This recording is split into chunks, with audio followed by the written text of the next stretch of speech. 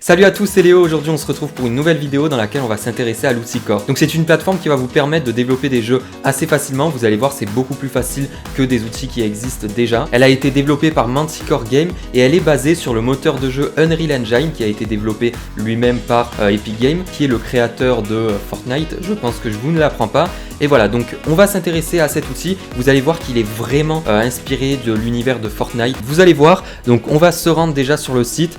Et vous allez voir qu'on a une présentation de Core, donc vous pouvez voir différents onglets, comme les jeux par exemple qui ont été créés par la communauté. Vous pouvez voir qu'ils sont vraiment cool, vous pouvez les tester si vous voulez, vous vous rendez sur le site et vous pouvez les tester. On a également la documentation qui va nous permettre d'apprendre à l'utiliser, donc à utiliser l'outil Core.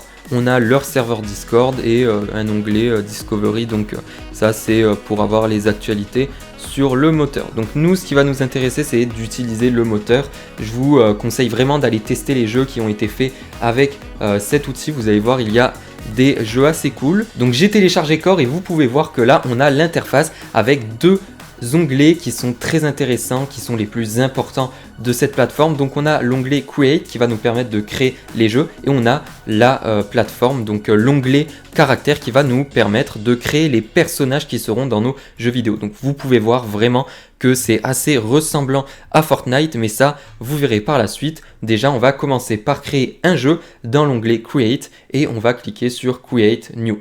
Donc on a différents types de projets. On a les projets vierges, on a les projets déjà mis en place, donc il y a un système de jeu qui a déjà été mis en place et on a bien sûr les jeux de la communauté. Donc nous, pour cette vidéo, pour éviter qu'elle dure beaucoup trop longtemps, on va utiliser un système de jeu qui a déjà été mis en place. Donc vous pouvez voir qu'on a plusieurs systèmes de jeu. Donc nous, ce qui va nous intéresser, c'est de refaire un jeu ressemblant à Fortnite. Donc on va avoir le Battle Royale qui est ici. On a aussi le Last Man Standing, donc la dernière personne tout simplement en vie. On a aussi les Team Standing, donc la dernière équipe en vie. Donc nous, sur tout ça, ce qui va nous intéresser, ça va être le Last Man Standing. On va l'appeler, on va pas être très originaux, on va l'appeler Fortnite V2, voilà. Donc je tiens à préciser quand même que vous n'allez pas recréer Fortnite facilement. C'est pas parce que l'outil est inspiré de l'univers et qu'on a des projets déjà mis en place qu'on va pouvoir créer des jeux comme Fortnite facilement, loin de là. Sinon on serait tous pétés de thunes et on aurait tous créé des jeux vidéo à succès. Donc là vous pouvez voir que je suis sur l'interface, donc on a la scène avec tous les éléments du jeu. Donc on a des escaliers, vous avez vu qu'on peut tout bouger, on a des portes, des murs, des caméras, on a vraiment tout, on a même un ciel. On a également ici donc la hiérarchie, donc c'est tous les éléments du jeu. On a tous les objets qu'on va pouvoir ajouter. Donc là vous pouvez voir que si j'augmente ça, on a tous les éléments qu'on va pouvoir ajouter sur notre map. On a également des audios, donc ça c'est tous les sons qu'on pourra ajouter. Donc nous on va déjà s'intéresser à la création de la map avec un joueur qui va marcher dessus. On verra par la suite pour connecter plusieurs joueurs sur la même map. Vous allez voir, c'est assez simple. Alors pour tester le jeu, on va appuyer sur le bouton play en haut et vous allez voir qu'on est téléporté sur la map. Et qu'on a le personnage qui tire, il y a des sons, on peut sauter, on peut se déplacer, il me semble qu'on peut s'accroupir, voilà.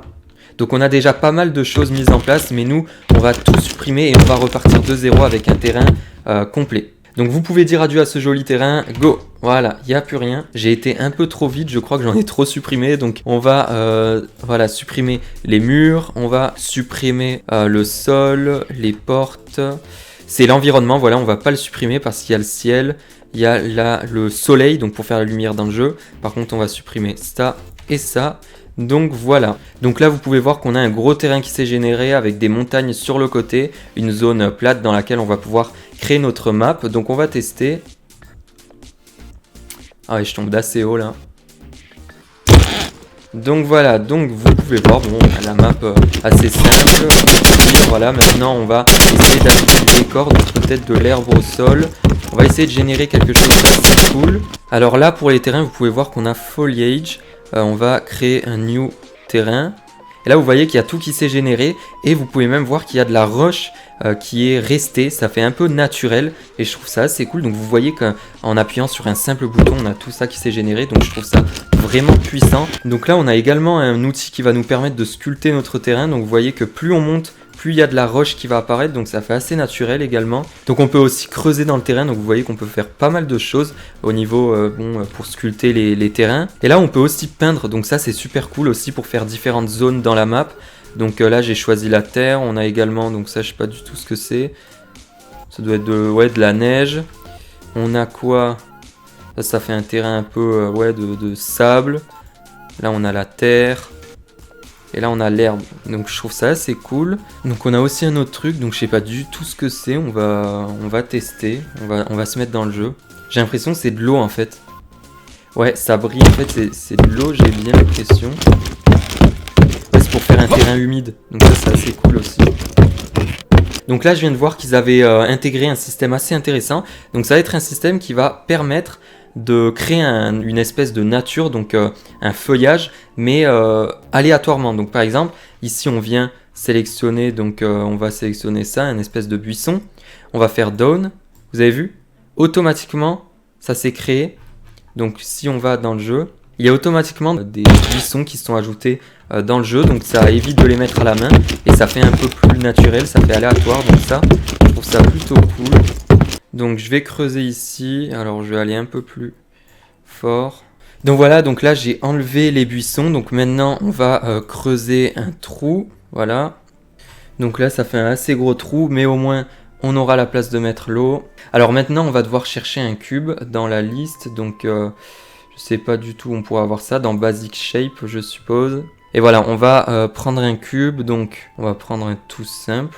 On va le faire glisser sur le terrain et là on va le grossir, donc en largeur, en hauteur. Donc là il prend toute la surface, voilà. Alors je vais juste le réduire, ça sert à rien qu'il dépasse autant. Et là du coup on va devoir ajouter le matériel eau, donc pour donner un effet eau sur notre cube. Je vais mettre ça sur le cube.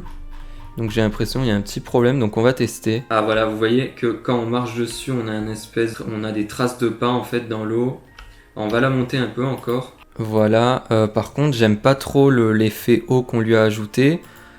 Donc je vais le supprimer. Alors je vais tester un autre type d'eau, par exemple elle. Ah on a elle, voilà, qui est bien. Donc elles sont à peu près pareilles. Ouais, je préfère elle, donc on va tester. Ouais, donc là vous voyez qu'on a un étang avec de l'eau, on peut pas tomber dedans de base, voilà, mais vous voyez qu'on a un effet quand on marche dessus. Je trouve ça assez cool. On va encore augmenter le niveau de l'eau, parce que ça fait trop gros comme bord. Voilà, là je trouve que c'est bien.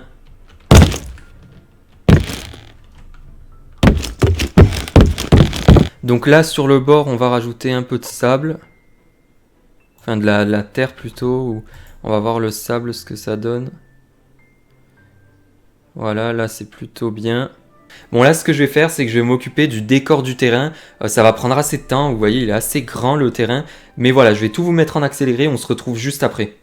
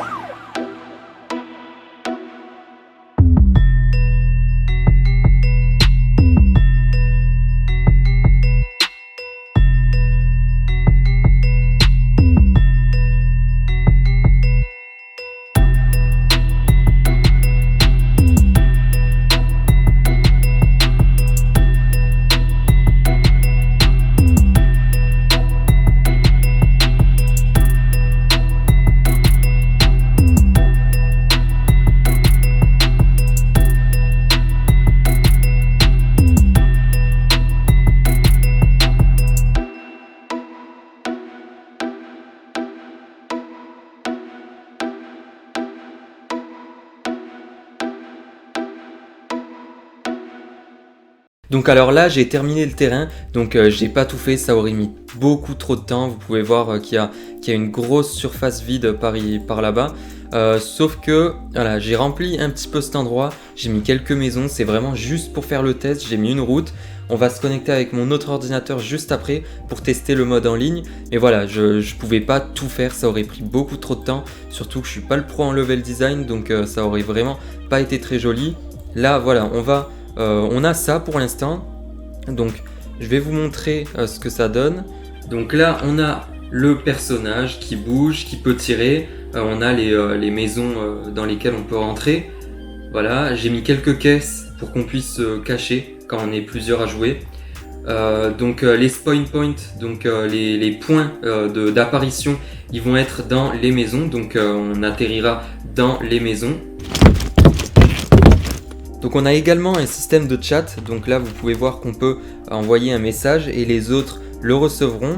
On a une barre de vie, on a les armes, on a également en haut, alors juste ici là, le nombre de personnes encore en vie. Donc si vous êtes intéressé, vous pouvez créer vos scripts depuis la hiérarchie. Donc vous faites un clic droit, vous faites create script et ici on peut tout simplement créer un nouveau script, lui donner un nom. Et donc si on veut le modifier, on va venir double-cliquer dessus et ici vous pouvez venir écrire vos scripts. Donc on va pas faire ça dans cette vidéo, je vais rester vraiment sur le plus simple pour vraiment vous montrer les bases de cet outil. Et d'ailleurs si vous êtes intéressé par la programmation, que vous souhaitez apprendre à coder, je vous réserve un lien en première ligne dans la description de cette vidéo qui vous permettra de recevoir 4 vidéos d'initiation à la programmation et vous ferez également partie de ma liste privée dans lesquelles je partagerai mes conseils sur la programmation.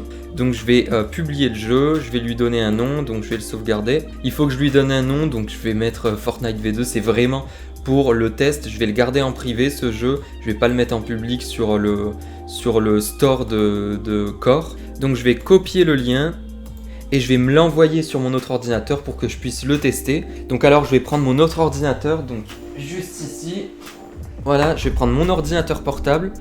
Je me suis envoyé le lien, donc je vais l'ouvrir depuis cet ordinateur. Ici, vous voyez que j'ai la page de téléchargement du jeu. Donc je vais juste me connecter. Alors sur mon ordinateur principal, je vais cliquer sur Play, ok, ouvrir Core Launcher. Donc on est obligé d'avoir Core installé pour tester les jeux. Voilà, je vais l'ouvrir aussi sur cet ordinateur. Ouvrir Core Launcher, ok. Donc là j'ai bien mon personnage qui apparaît. Voilà, normalement il va y en avoir un autre. On va tester le chat aussi, on va tester de les tuer. Voilà. Donc là vous pouvez voir qu'on a bien le personnage. Donc comme je vous l'avais dit au début de la vidéo, on peut personnaliser les personnages avec l'éditeur de personnages qu'on a dans le menu principal de Core. Donc là je vais juste tester.